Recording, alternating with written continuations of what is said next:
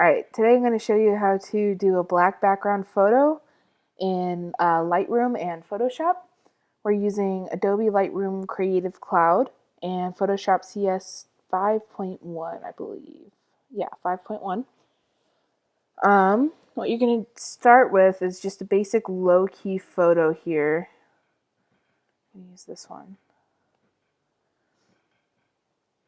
And of course, we're going to brighten it first thing, but you want to have it relatively dark so we can save these shadows.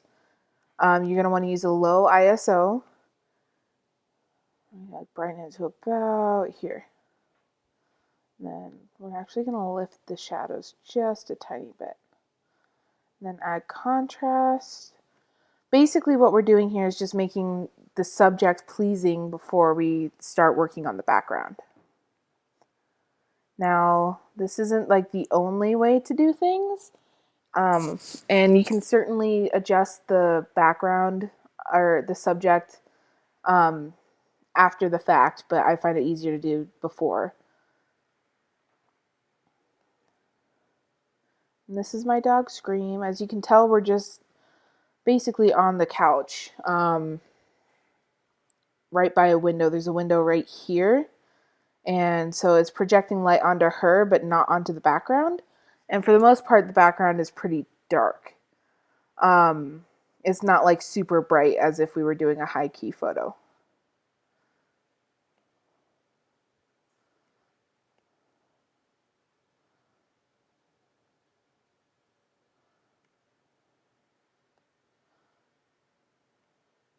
Okay. And then what we're going to do is go to Photo, Edit in Photoshop, or Control Command E. And that'll open it up in Photoshop here. And Photoshop is also included in the Adobe Creative Suite, Creative Cloud Suite. But I have it from a long time ago, probably like 2012. So we're just going to use that since I already have the program. As you can tell, my computer is really slow and really full of stuff, so not the fastest.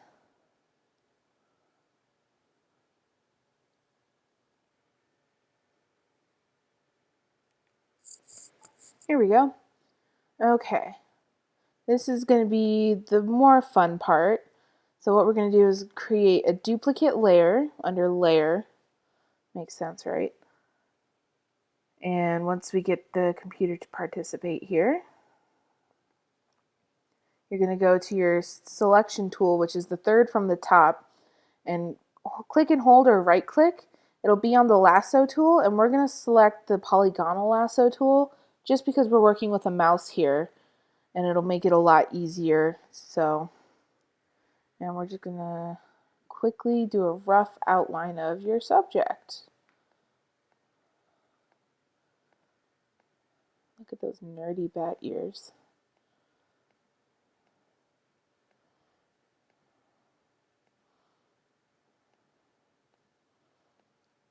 And don't forget to include whiskers in your selection. Like, you want to make sure you don't accidentally out-click the whiskers. They're super important to making your photo. And then you're going to go select, inverse. And then we're going to make sure, select a color that's similar. If you have a black subject, which I usually like to do black backgrounds with black subjects, click on the darkest point of them and use that color just to make them blend into the background better. And just paint on. And I paint directly onto the layer and then deselect, which is Control Command D.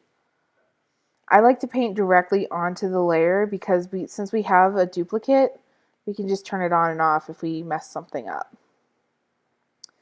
Now here comes the fun part. We're gonna change the size of the brush by using the brackets. Left bracket makes it smaller, right bracket makes it bigger. And we're just gonna roughly color the edges here. And make sure you have a soft brush. Hard brushes are going to make things weird.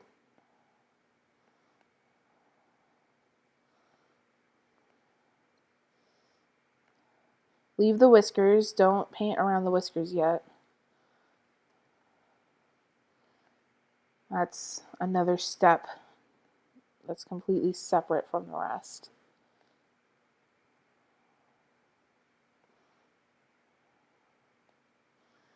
And you can tell this pictures are actually really noisy. Oops.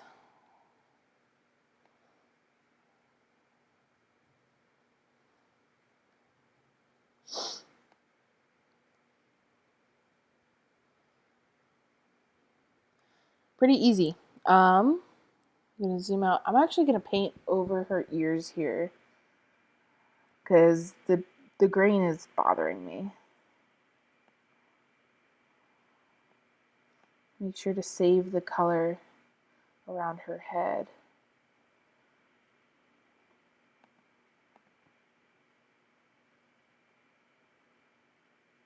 I don't know, actually. I think I'm going to leave them.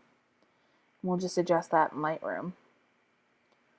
Alright, now for the super interesting part of coloring over the whiskers. What we're going to do is go over here to the Dodge Burn tool and make sure you have it set on burn and then highlights. Or not highlights, I'm sorry, shadows. And then we're just going to go over a couple times and it's going to burn everything except the highlights. So it'll save your whiskers. And then I'm going to adjust the back here. I like to do a bit of a vignette. I don't know what it's actually called.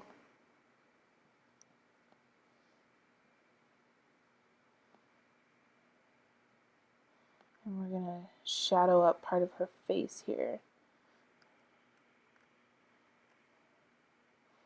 to kind of make the ears look a little less awkward being gone.